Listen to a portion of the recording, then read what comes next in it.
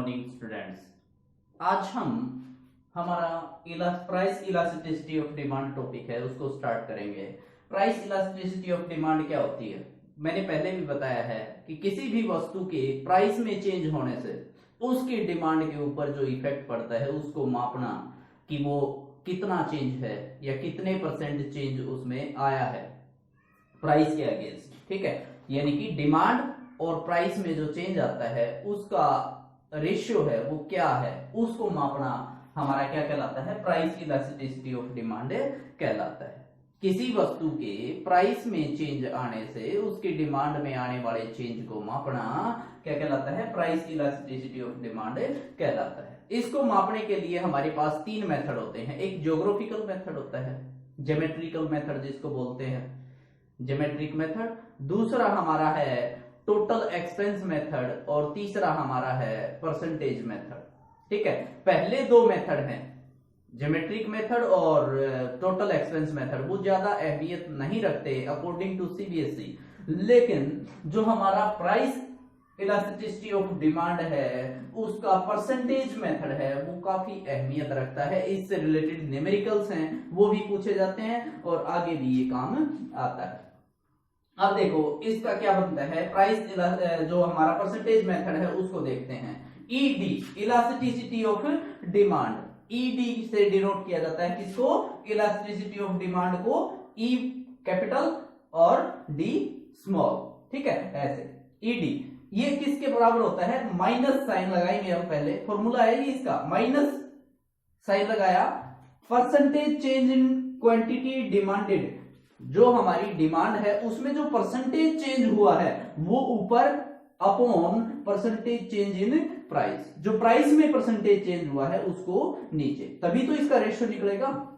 ठीक है, ऐसे ही अब इसको परसेंटेज चेंज लिया है ना, तो परसेंटेज चेंज कैसे निकालते हैं भाई? जो चेंज हुआ है उसको जो इनिशियल हमारी डिमांड है उससे इनटू कर डिवाइड करके और मल्टीप्लाइड बाय 100 अगर हम करते हैं तो क्या आ जाता है? Percentage change in quantity demanded. यानी कि हम इस चीज को, जो ये percentage change in quantity demanded है, इसको क्या लिख सकते हैं? Change in demand upon initial demand और मल्टीप्लाइड बाय 100। ये माइनस साइन यहां था, ये भी ऐसे का ऐसा है। ऐसे ही जो परसेंटेज चेंज इन प्राइस है उसको क्या लिख सकते हैं? Change in price upon initial price और मल्टीप्लाइड बाय 100। यहां तक समझ आएगा? अब ये 100 से 100 क्रॉस हो जाता है। ठीक है, ऊपर भी नीचे भी कॉमन है ये, तो इसको छोड़ देंगे। अब हमारा क्या बन गया formula? Minus percentage change change in demand upon initial demand और divide by change in price upon initial price. अब इसको हम क्या लिख सकते हैं? इनिशियल डिमांड और ये सारी चीजें हमारे पास हैं, तो इसको हम क्या लिख सकते हैं? Minus sign. ठीक है, चेंज इन डिमांड कैसे निकालेंगे भाई? जो हमारे पास प्रेजेंट में डिमांड है, ठीक है, उसको हम क्या लिखते हैं? Q1 माइनस Q, जो पहले डिमांड थी, इनिशियल डिमांड जो हमारी थी वो होती है Q upon initial demand Q, ये साइन है वो यहां आएगा माइनस साइन। अब P1 minus P upon P, यही हुआ।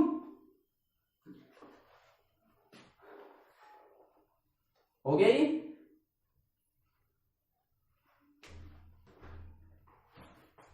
अच्छा, अब इसमें देखो क्या है भाई हमारा?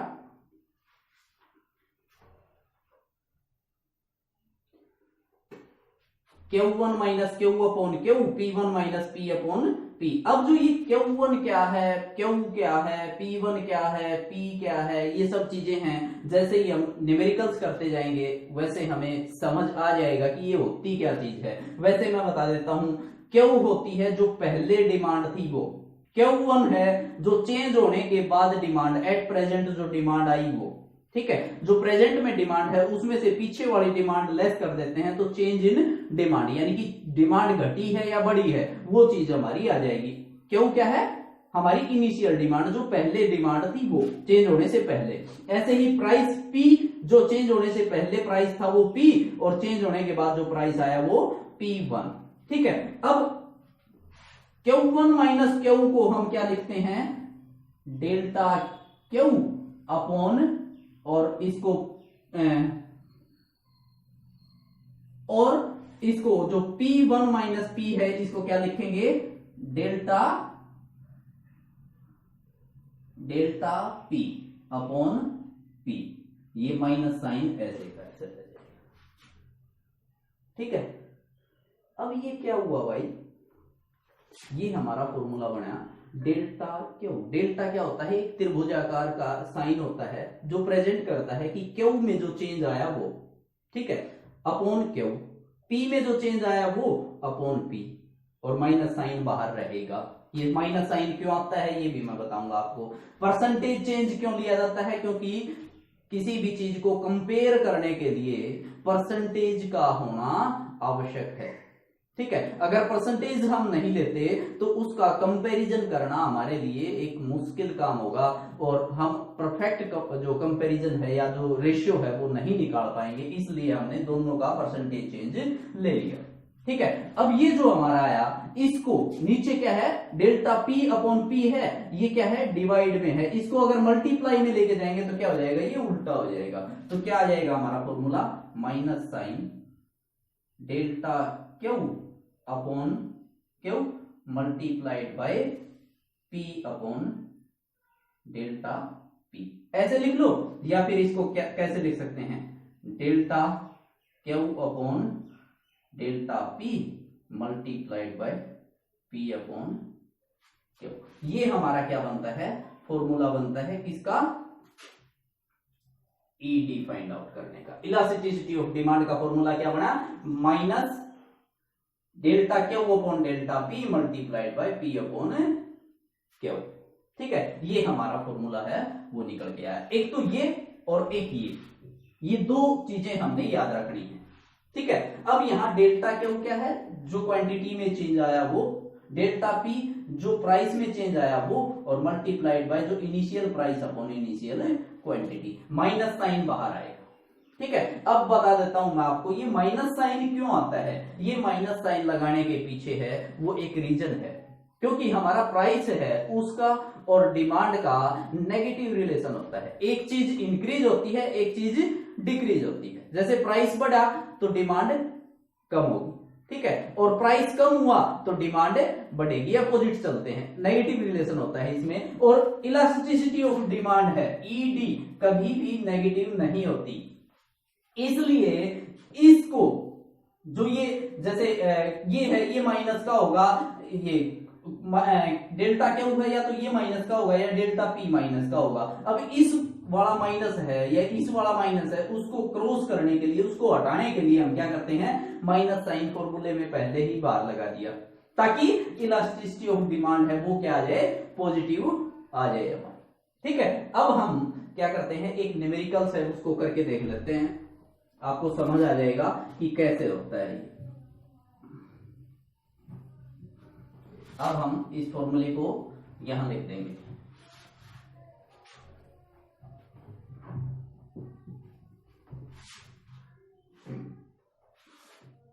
Minus sign delta Q upon delta P multiplied by P upon Q. ये हमारा फॉर्मूला है।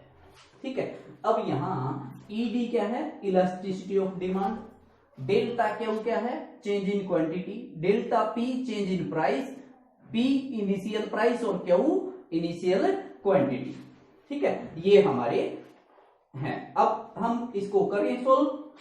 इसमें एक क्वेश्चन है, when price of a good is 5 rupees, क्या है, प्राइस क्या है, 5 रुपए। हमारा क्या आ गया, एक एक चीज हम लिख लेते हैं, P इज इक्वल टू 5। ठीक है, the consumer buy 20 units of that goods, क्या करता है, एक कस्टमर है वो क्या करता है, बाय करता है कितनी यूनिट, 20 यूनिट्स। तो क्या हो गया, क्वांटिटी हमारी कितनी होगी, क्वांटिटी डिमांडेड 20। जब प्राइस 5 था तो 20 वस्तुएं खरीदी गई। ठीक है, प्राइस 5, वस्तुएं 20। अब चेंज होने के बाद, व्हेन प्राइस चेंज, प्राइस में चेंज आया तो प्राइस क्या हो गया, P1। चेंज होने के बाद प्राइस को किससे डिनोट करेंगे, P1 इज इक्वल टू क्या हुआ भाई, ये 7 हो गया। The quantity purchased has two units 12, यानी कि जो क्वांटिटी है उसमें चेंज आ गया, हमने कितनी यूनिट खरीदी, सिर्फ 12 यूनिट खरीदे। Calculate the price elasticity of demand using percentage method, इस तरह से आपका क्वेश्चन है वो पूछा जाएगा। ठीक है, अब हम इसको सॉल्व करते हैं। हमारे पास क्या है, ये 4 चीजें हैं। क्या, प्राइस, इनिशियल प्राइस, चेंज होने के बाद जो प्राइस आया है वो, ये हमारा Q1 होता है। ठीक है, अब हमें फॉर्मूले में क्या चाहिए, डेल्टा Q चाहिए, डेल्टा P चाहिए। P हमारे पास है, Q हमारे पास है, तो ये निकालने के लिए चेंज इन क्वांटिटी और change in price, delta P is equal to क्या होता है हमारा, P1 माइनस P, यही होता है, यानी कि 7 माइनस 5, ये हमारा क्या आ गया, 2 आ गया। क्या आ गया ये, delta P is equal to 2। ऐसे ही हमारा delta Q is equal to Q1 minus Q। ठीक है, अब ये क्या आ गया भाई हमारा, Q1 है 12 और ये 20। ठीक है, तो अब हमारा delta Q is equal to minus 8, ये। ठीक है, अब हम इसको सॉल्व करेंगे। ठीक है, देखो ED is equal to minus sign delta Q कितना है भाई हमारा, -8 upon delta P 2 multiplied by Q क्या है हमारा 20 और P क्या है 5। ठीक है, अब इसको सोल्व करना है हमने। 8 दूनी 16, माइनस से minus, ED is equal to यही आया।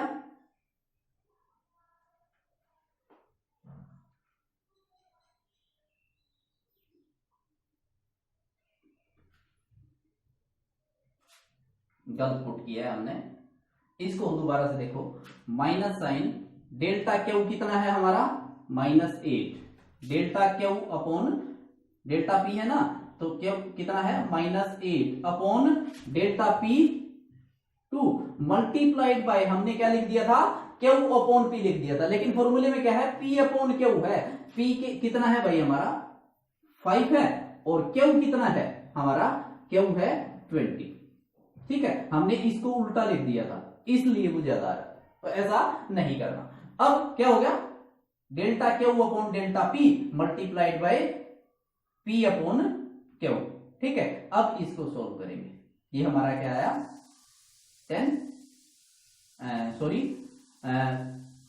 4। ठीक है, और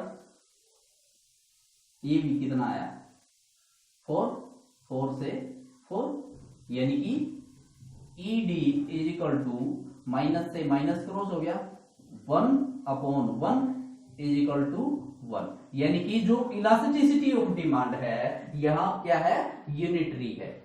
ठीक है, एक के बराबर है, इक्वल टू यूनिटी इसको बोला जाएगा, यानी कि यूनिटरी डिमांड है, यानी कि जितना चेंज प्राइस में हमारा हुआ है, जितने परसेंटेज चेंज प्राइस में हुआ है उतने ही परसेंट चेंज हमारी क्वांटिटी में आया है, तो इसलिए इसको हम यूनिटरी चेंज बोलेंगे, ये एक के इक्वल आएगा।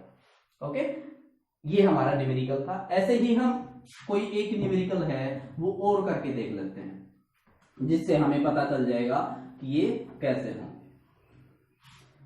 देखो इसमें क्या दिया है,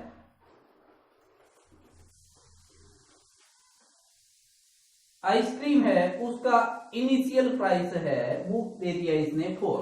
हम यहां क्या लेते हैं, आइसक्रीम, उसका प्राइस क्या है P is equal to 4, quantity पर cup and the initial demand of ice cream is 1। ठीक है, तो हमारी Q क्या है 1। अच्छा, उसके बाद if the price of ice cream falls 2 rupees per cup, 2 रुपए पर कप फॉल करता है, तो क्या हो गया, जो हमारा प्राइस P1 है वो इज इक्वल टू हो गया 2, 2 रुपए कम हो गया, 4 से घट के क्या हो गया, 2 हो गया।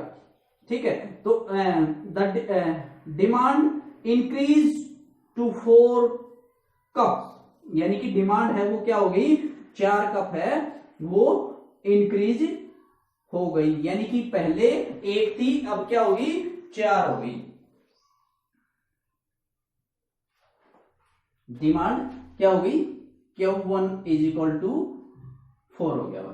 ठीक है, अब delta P is equal to P1 minus P, यानी कि क्या हो गया, 2 minus 4, delta P is equal to -2। ठीक है, और delta Q is equal to Q1 minus Q, यानी कि 4 minus 1, delta Q is equal to 3, यही हुआ। अब देखो इसमें क्या आता है, माइनस साइन ईडी निकालें आप, ईडी इज इक्वल टू, हमारे पास सब चीजें हैं जिसको फॉर्मूले में हमने पुट करना है। डेल्टा Q कितना है, 3 अपॉन डेल्टा P कितना है, -2 multiplied by P upon Q। P कितना है भाई 4, Q कितना है 1। ठीक है,